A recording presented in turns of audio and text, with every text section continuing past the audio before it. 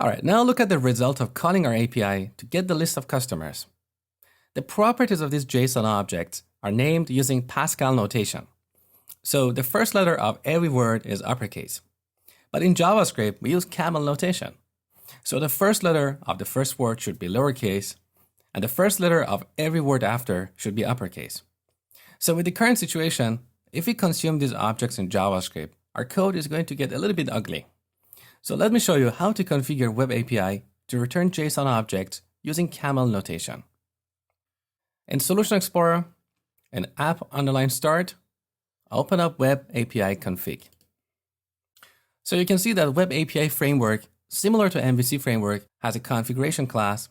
And inside this class, we have our default routing rule. You can see in this route template, we don't have the action, as we did with ASP.NET MVC routes.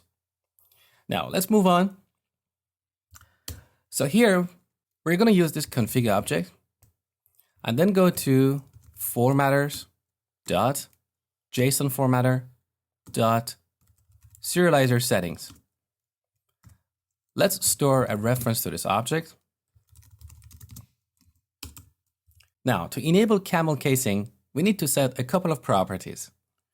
Settings.contract resolver equals new camel case property names contract resolver.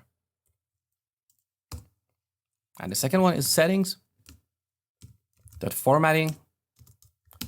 We set it to formatting.indented. Now let's build. Back to the browser. Send again. All right, here is our camel notation. You can see that the first letter of every word is lowercase. Next, I'm going to talk about action results in Web APIs.